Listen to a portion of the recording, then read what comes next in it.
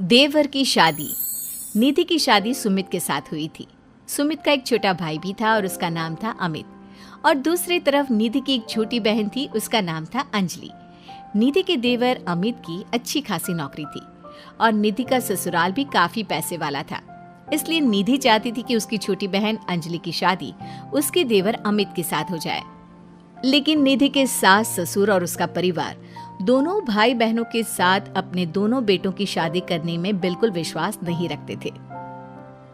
अब तो अमित के लिए भी लड़की देखना शुरू करना ही पड़ेगा।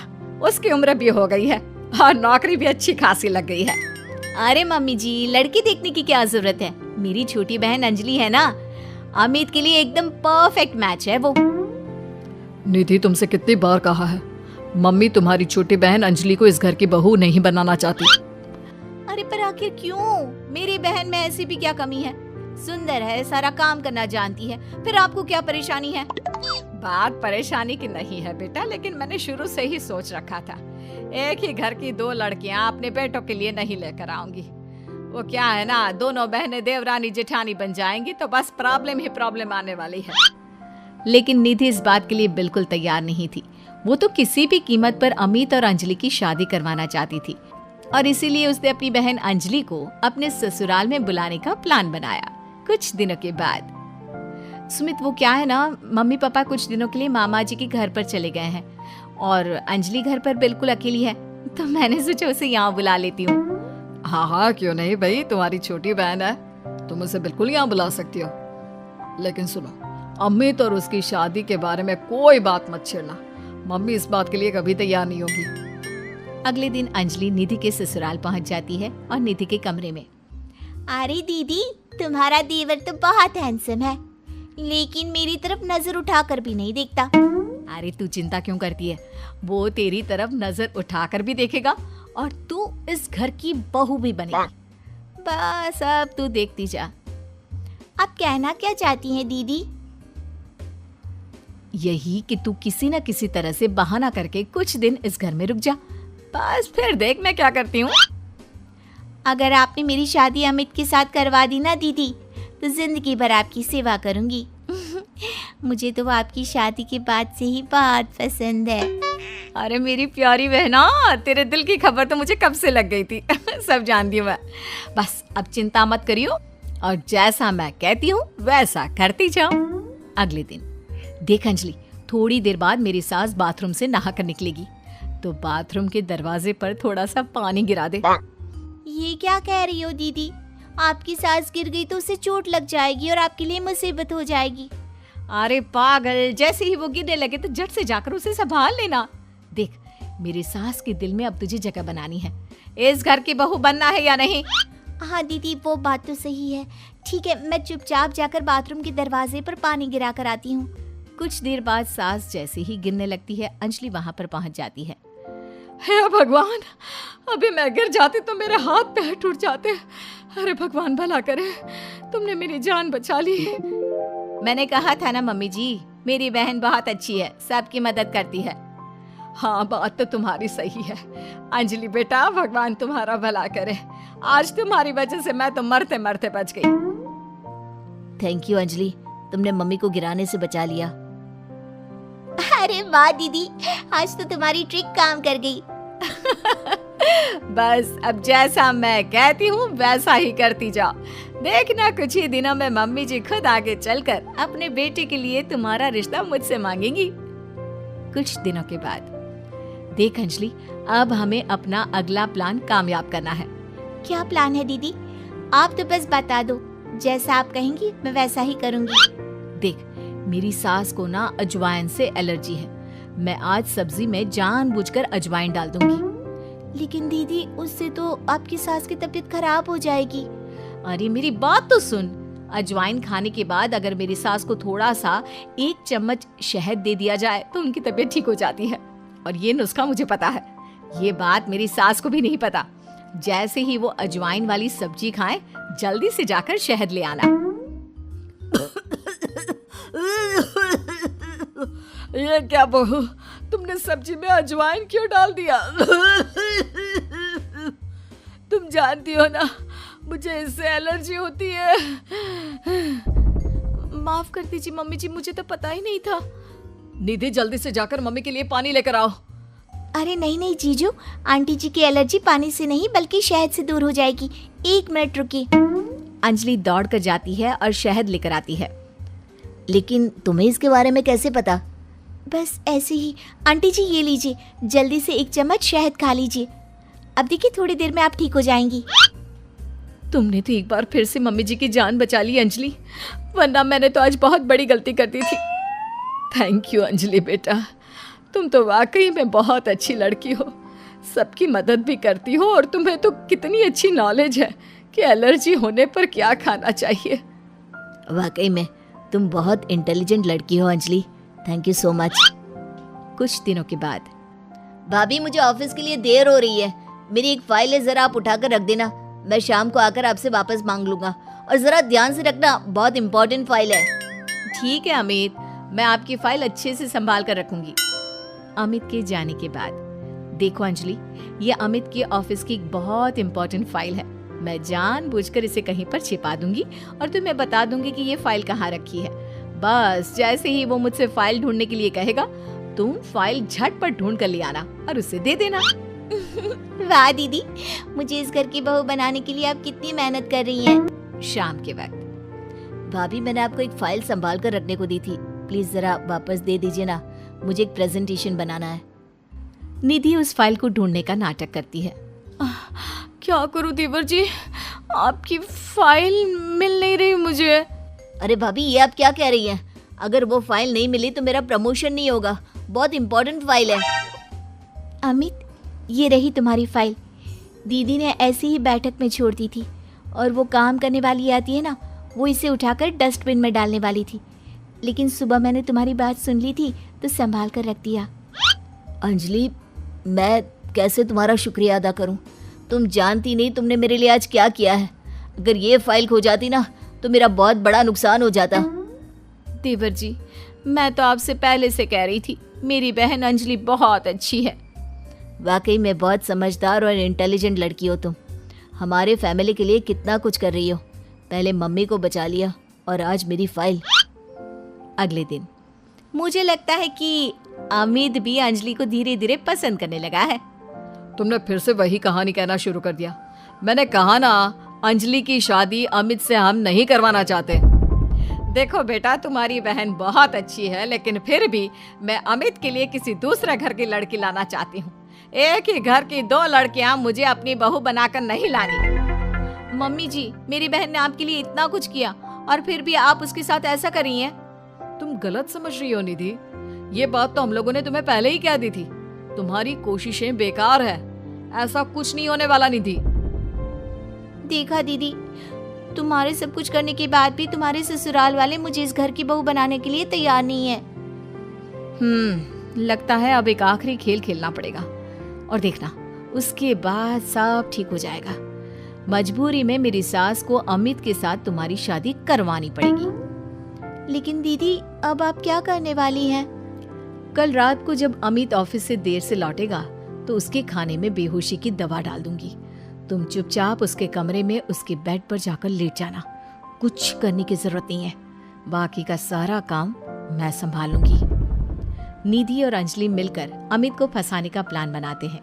दोनों अमित के खाने में बेहोशी की दवाई डाल देते हैं। भाभी बड़े जोरों की भूख लगी है। दीदी तो सो गई है, आपके लिए खाना मैं लगा देती हूँ। हाँ हाँ बिल्कुल, वैसे रात काफी हो गई है, तुम सोई क्यों नहीं? मैं तुम्हारा इंतजार कर रही थी, सोचा तुम ऑफिस से लौट कर आओगे, खाना कौन देगा, बस इसीलिए। तुम कितनी अच्छी हो अंजलि, सबका कितना ख्याल रखती हो। थोड़ी देर के बाद खाना खाकर अमित गहरी नींद में सो जाता है और अपने प्लान के हिसाब से अंजलि उसके पास जाकर लेट जाती है। अगली सुबह, मम्मी जी ये देखिए, अमित मेरी बहन अंजलि से कितना प्यार करता है और कल रात को तो उन दोनों के बीच क्या बताऊं, वो सब हो गया जो नहीं होना चाहिए था। मुझे लगता है अब हमें उन दोनों की शादी करवा देनी चाहिए। नहीं नहीं भाभी, आप ये क्या कह रही हैं?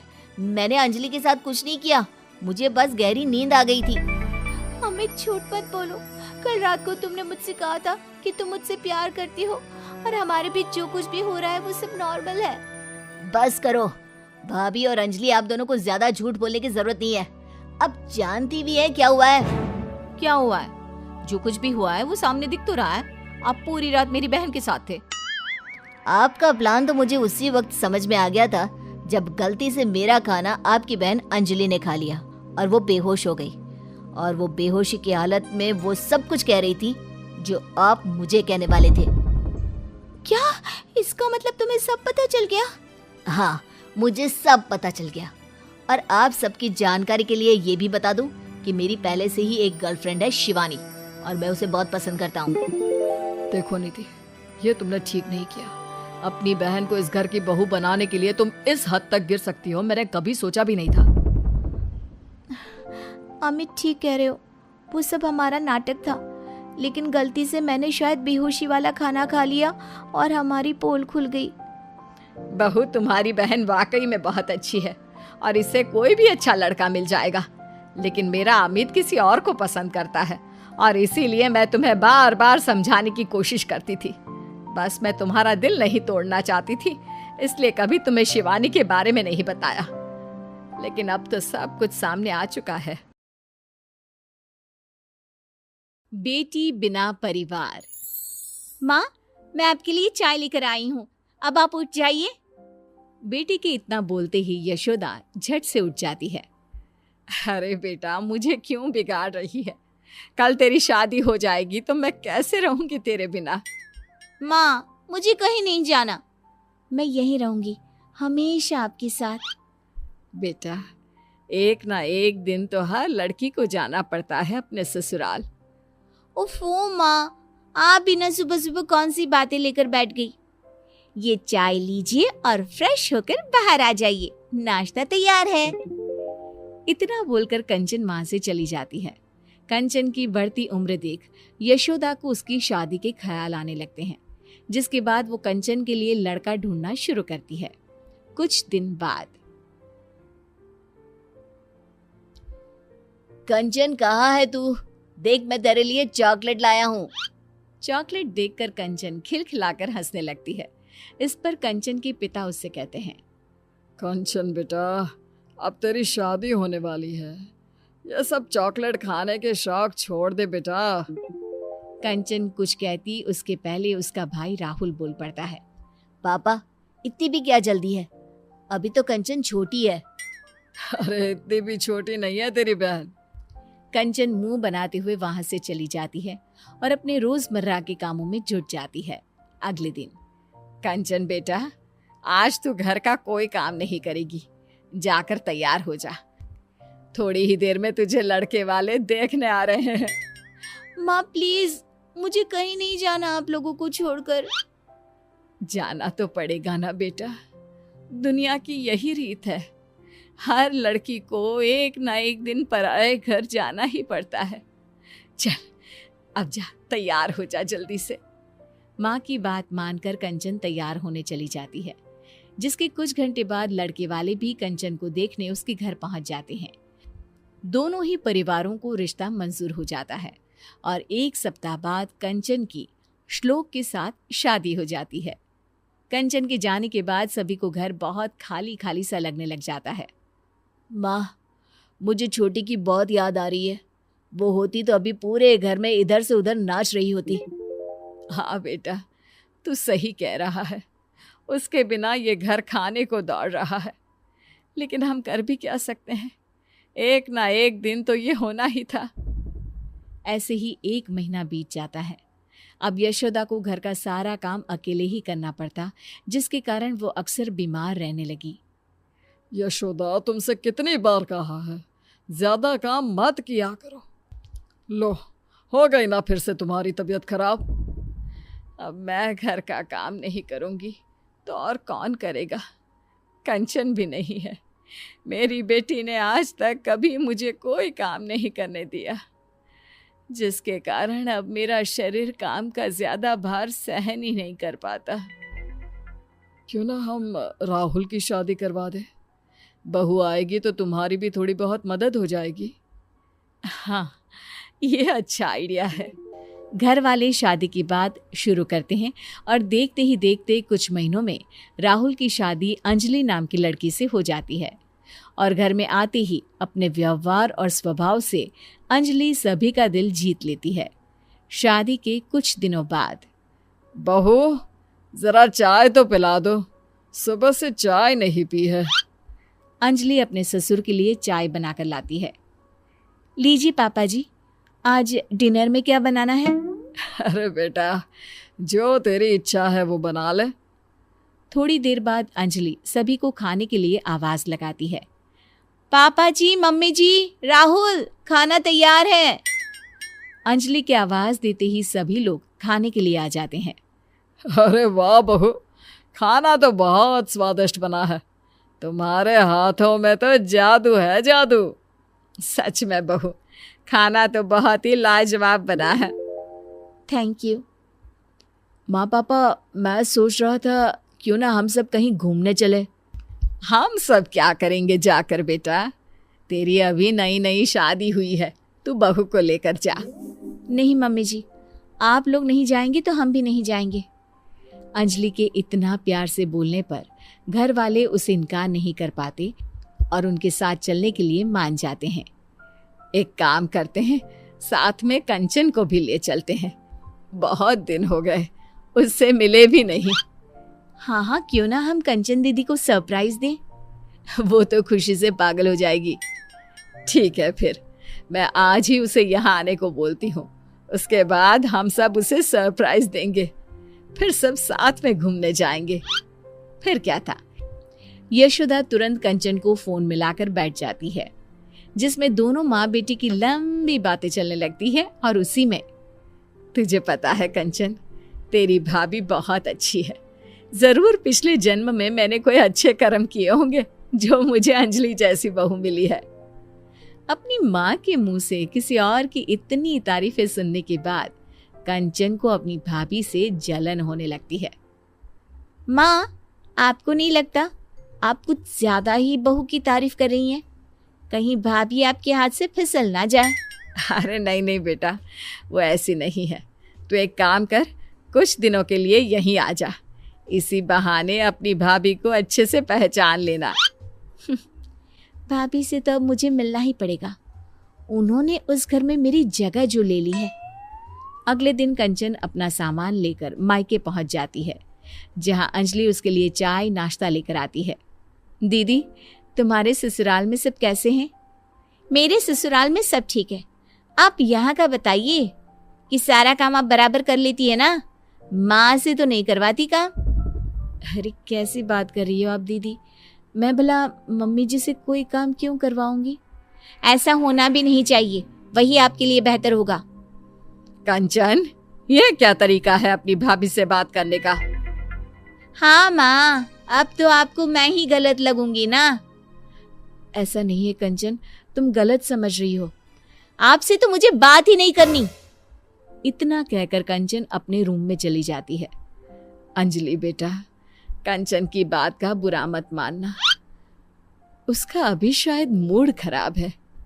कोई बात नहीं मम्मी जी, मुझे उनकी बातों का बुरा नहीं लगा। अगले दिन अंजलि रसोई में खाना बना रही होती है, तभी वहां कंचन आ जाती है। भाभी आप रहने दीजिए, आज खाना मैं बना देती हूँ। अरे नहीं नहीं दीदी, आप मेहमान हो, कुछ दिन आराम करने का मौका मिला है, मैं आपसे काम नहीं करवा सकती। मैं मेहमान नहीं, बेटी हूँ इस घर की। आप जाकर बैठिए, मैं खाना बना देती हूँ। कंचन की जिद के आगे झुकते हुए अंजलि वहां से चली जाती है। थोड़ी देर में कंचन का खाना बनकर तैयार भी हो जाता है। आ जाइए सभी, मैंने खाना बना दिया है। कंचन की आवाज सुनकर सभी लोग आ जाते हैं और खाना शुरू करते हैं। आज बड़े दिनों बाद तुम्हारे हाथ का खाना खाकर मजा आ गया बेटा। मैं तेरे खाने को बहुत मिस करता था। सच में आज तो मजा ही आ गया। कंचन, तेरे हाथों में तो जादू है बेटा, मैं तेरे हाथ का बना ये खाना हर रोज मिस करती थी। सभी के मुंह से अपने लिए तारीफ सुनकर कंचन की आंखों से आंसू बहने लगते हैं। वो अपने आंसू पोंछते हुए कहती है, क्या सच में आप लोगों ने मेरे हाथ के खाने को मिस किया? मुझे तो लगा था आप लोग मुझे भूल ही गए हैं। अरे ऐसे कैसे भूल सकते हैं हम तुझे? तू बेटी है इस घर की, कोई खिलौना थोड़ी ना है जो भूल जाए। और तुझे यहाँ बुलाने का आइडिया तेरी भाभी का था। हम लोग कहीं घूमने का प्लान कर रहे थे तो सोचा तुझे भी साथ ले जाए। मुझे माफ कर दीजिए भाभी, मैंने आपके बारे में कितना गलत सोचा। मुझे लगा आपके कारण अब कोई मुझसे प्यार नहीं करता। अपनी जलन के कारण मैंने आपके साथ कितना गलत व्यवहार किया। हो सके तो मुझे माफ कर देना भाभी। अरे नहीं नहीं दीदी, आपको माफ़ी मांगने की कोई ज़रूरत नहीं है। आप तो बिल्कुल मेरी छोटी बहन जैसी हो। आप इस तरह माफ़ी मांगोगी तो मुझे बिल्कुल अच्छा नहीं लगेगा। अंजलि के इतना कहते ही कंचन उसे गले लगा लेती है। अब उसे एहसास हो चुका होता है कि सभी रिश्ते अपनी जगह खास होते हैं। कुछ नए रिश्तों के जुड़ जाने से पुराने रिश्तों का प्यार कभी खत्म नहीं होता, ना ही जीवन में कभी कोई किसी की जगह ले सकता है।